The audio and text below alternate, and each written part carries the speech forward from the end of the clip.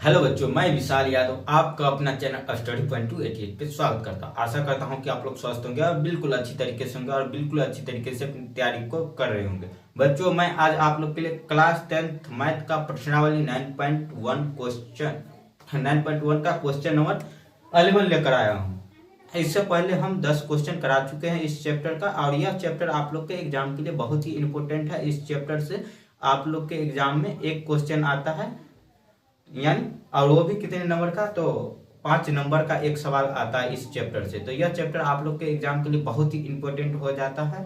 तो चलिए हम लोग शुरू करते हैं, ये सवाल को देखते हैं और इसको सॉल्व करने की कोशिश करते हैं। चलिए, उससे पहले जितने भी नए बच्चे हैं चैनल को सब्सक्राइब कर लीजिएगा, नए पुराने मिलकर वीडियो को लाइक और वीडियो को शेयर कर दीजिएगा। क्वेश्चन को आप लोग पढ़िएगा, क्वेश्चन में क्या कह रहा है। क्वेश्चन में क्या कर रहा है, एक नहर के एक तट पर एक टीवी टावर ऊर्ध्वाधर खड़ा है। क्या कर रहा है, एक नहर के एक तट पर एक टीवी टावर जो है ऊर्ध्वाधर खड़ा, ऊर्ध्वाधर यानी 90 डिग्री का एंगल के साथ वो खड़ा है, यानी 90 डिग्री का कोण बना रहा है।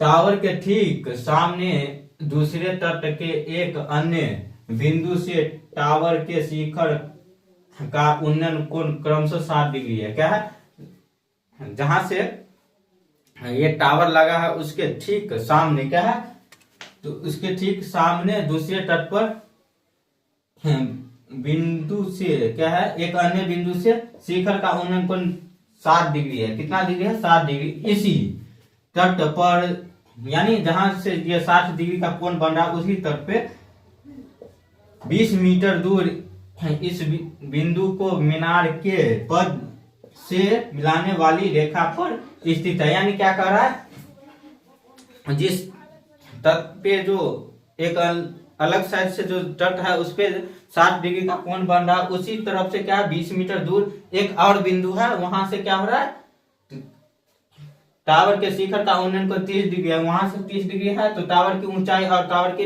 ये क्या है, नहर की चौड़ाई पूछा जा रहा है। आप लोग इस सवाल का चित्र आप लोग देख सकते हैं, यानी फिगर देख सकते हैं, बुक में दिया गया है, वहां पर भी देख सकते हैं, और हम यहाँ पे इस शब्दों के माध्यम से हम बनाने की कोशिश करते हैं। तो क्या कर रहा है, एक नहर के तट पे एक टावर है, यानी यहाँ पे मान के चलिए हम लोग यहाँ पे मान लेते हैं एक टावर है। क्या, यहाँ पे एक टावर मान लेते हैं यहाँ पे, और क्या है, यह नदी के यानी नहर के एक तट है और दूसरे तट, तो दूसरे तट इस साइड हम लोग मान लेते हैं। यहाँ पे कोई दूसरे तट है जिसके साथ वो कितना डिग्री का कोण बनाता है, 60 डिग्री का कोण बनाता है। कितना डिग्री का, 60 डिग्री का कोण बनाता है। उसके बाद 20 मीटर आगे यहाँ पे कोई और एक बिंदु है, उसके साथ यह 30 डिग्री का कोण बनाता है। यहाँ से लिख देंगे 30 डिग्री, यहाँ पे 60 डिग्री, और ये क्या है, ऊर्ध्वाधर है, यानी 90 डिग्री का यह कोण बना रहा है, 90 डिग्री का यहाँ पे, और ये क्या है, 20 मीटर का है। तो चलिए यहाँ से हम लोग नामकरण करते हैं। इस फिगर को हम लोग क्या किया है, तो यानी इस शब्दों के माध्यम से क्वेश्चन है उसको फिगर के रूप में ढाले हैं। यानी क्या कर रहा था, एक टावर था तो टावर बनाया है, उसके बाद नहर के दूसरे तट पे क्या था, तो 60 डिग्री का कोण एक बिंदु से बन रहा था, और उसी बिंदु पे उसी रेखा के सामने जो रेखा को मिलाने वाली एक रेखा है वो 20 मीटर की दूरी पे एक बिंदु था, वहां से 30 डिग्री का कोण बन रहा था, तो वही यहाँ पे हम किए हैं। तो चलिए इसका नामकरण कर लेते हैं। इसका नामकरण करते ए बी सी डी, यहां तक हो गया। और इसको हम लोग यानी टावर की ऊंचाई को h मान लेते हैं, और टावर नहर की चौड़ाई को हम लोग क्या मान लेते हैं, h, और इसको x मान लेते हैं। यानी हम लोग इसको मान लेंगे तो बनाने में आसानी होगी। तो चलिए हम लोग इसको सॉल्व करते हैं, लिखेंगे हल। उसके बाद हम क्या माने हैं, टावर की ऊंचाई, माना कि टावर की ऊंचाई बराबर ए बी बराबर का h मीटर, तथा नहर की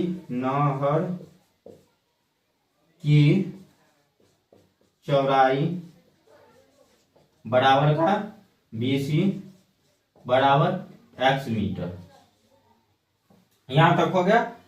और देखिए ये क्या बन रहा है, तो दो समकोण त्रिभुज बन रहा है, एक ए बी सी और एक ए बी डी, यानी यहाँ पे दो त्रिभुज बन रहा है। तो आप लोग कोई भी त्रिभुज लेकर बना सकते हैं, छोटा वाला भी और बड़ा वाला भी। तो हम अभी छोटा वाला त्रिभुज लेकर बना रहे हैं, तो लिखेंगे समकोण त्रिभुज, कोण त्रिभुज ए बी सी में, समकोण त्रिभुज ए बी सी में। यहाँ पे थीटा का मान कितना दिया गया देखिएगा, तो थीटा का मान दिया गया है 60 डिग्री, तो 60 डिग्री लिख देंगे। उसके बाद यहाँ से हम लोग क्या लगाएंगे, यहाँ पे देखिए लंब हम लोग एच माने हैं और आधार को हम लोग को निकालना है, यानी लंब और आधार निकालना है। तो यहाँ पे किस चीज का फॉर्मूला लगेगा, आप लोग को हम बताए थे कि लंब और आधार निकालना रहेगा तो किस चीज का फॉर्मूला लगेगा, तो tan का फॉर्मूला लगेगा। आप लोग को हम बेहतर तरीके से ये सब बता चुके हैं।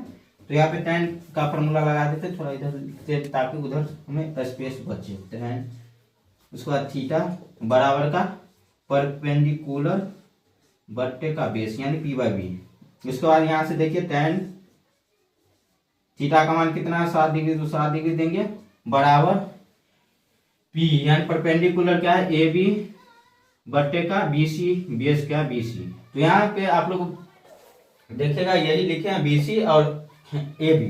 उसके बाद tan 60 डिग्री का मान √3 होता है, tan 60 डिग्री का मान कितना होता है √3 होता है।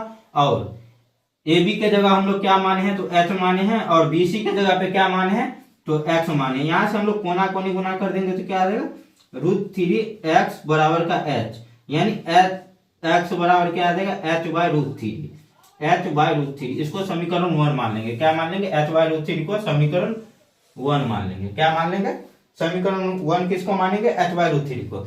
उसके बाद हम लोग समकोण त्रिभुज बड़ा वाला जो ए बी डी में जाएंगे, तो लिखेंगे अब समकोण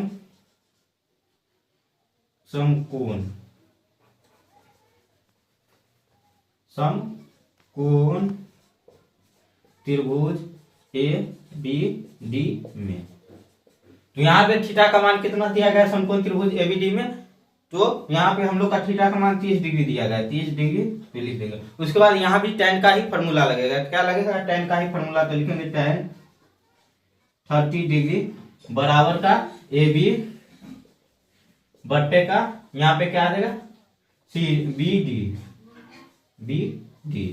डी बराबर क्या आप लोग लिखिएगा, बी डी बराबर यहाँ पे देख लीजिए बी डी है,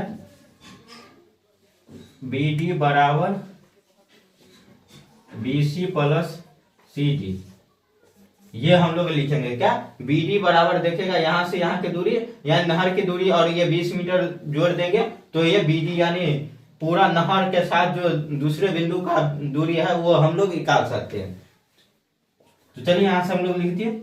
और tan 30 डिग्री का मान कितना होता है 1/√3 होता है। tan 30 डिग्री का मान कितना होता है 1/√3, तो 1/√3 लिखेंगे, 1/√3 बराबर का ए बी के जगह पे क्या है h बट्टे यहाँ पे लिखेंगे बी डी के जगह पर ये वाला बी सी का मान कितना निकाले हैं अभी देखिएगा, यहाँ पे नहीं तो x ही अभी रहने देते हैं प्लस 20, ये वाला 20। तो उसके बाद इसको हम लोग क्या कर लेते हैं, कोना कोनी पहले गुना कर लेते हैं, तो x प्लस 20 बराबर का √3h। इसको हम लोग समीकरण 1 मान लेंगे, नहीं तो यहाँ पे क्या लिखेंगे, यहाँ समीकरण 2 मान लेंगे, नहीं तो लिखेंगे क्या x का मान यानी समीकरण 1 का मान समीकरण 2 में रखने पर या यहाँ पे रखने पे। तो चलिए हम लोग समीकरण 2 ही मान लेते हैं ताकि हमें आसानी हो इसको बनाने में। तो क्या लिखेंगे, x का मान समीकरण 2 में रखने पर क्या है, यहाँ पे समीकरण 1 है और यहाँ पे समीकरण 2, तो लिखेंगे या समीकरण 1 का मान भी लिख सकते हैं क्योंकि समीकरण 1 ही x बना है। तो क्या लिखेंगे, समी 1 का मान रखने पर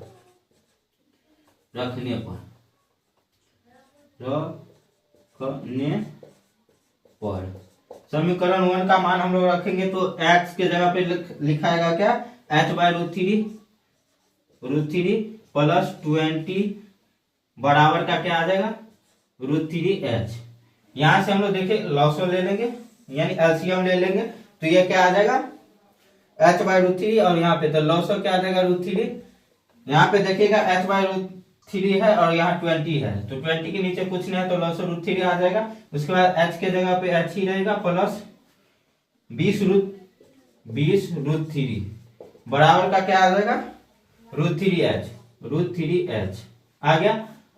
तो देखिए यहाँ से हम लोग इसको कोना कोनी गुना कर देंगे, h प्लस 20√3 बराबर का, देखिए रूट के अंदर 2 3 रहता है, यानी कोना कोनी गुना करेंगे तो √3 को √3 से गुना करेंगे, रूट के अंदर 2 3 आ जाएगा, यानी एक 3 बाहर निकल जाएगा तो क्या आ जाएगा 3h, और इस h को आप उस साइड ले जाएंगे तो 20√3 बराबर का 3h इधर है, और ये h प्लस में इस साइड उस साइड जाकर क्या आ जाएगा माइनस में, तो h 20√3 बराबर का 2h, 2 से इसको काटेंगे तो 10 आ जाएगा, यानी 10√3 बराबर का h। h का मान कितना आया 10√3। उसके बाद हम लोग को क्या निकालना है नहर की चौड़ाई, नहर की चौड़ाई बराबर, उसके बाद हम लोग निकालेंगे तो लिखेंगे चूंकि यहां से हम लोग नहर की चौड़ाई क्या माने थे x, तो लिखेंगे नहर की चौड़ाई बराबर x, तो लिखेंगे चूंकि नहर की चौड़ाई बराबर x बराबर कितना अभी निकला है h/√3, तो यहां से h का मान अभी हम लोग निकाले कितना 10√3 बट्टे का √3, तो यहां से √3 से √3 कट जाएगा, यानी h बराबर कितना, ये x का मान कितना आ गया, x का मान 10 आ गया, यानी नहर की चौड़ाई कितना आ गया 10 मीटर, और 10 मीटर नहर की चौड़ाई आएगा, और ये जो AB है यानी खंबे की ऊंचाई जो है वो क्या आ गया, तो 10√3 आ गया 10√3। उसके बाद आप लोग लिखिएगा क्या, यहां से ही आप लोग आंसर नहीं लिखेगा, इसके बाद आप लोग लिखिएगा अतः खंबे की ऊंचाई बराबर h है, उसके बाद h का मान हम लोग कितना निकाले 10√3, तथा नहर की चौड़ाई बराबर x बराबर कितना है तो 10 मीटर, ये आप लोग लिख दीजिएगा। उसके बाद आंसर लिखिएगा AN से लिख दीजिएगा,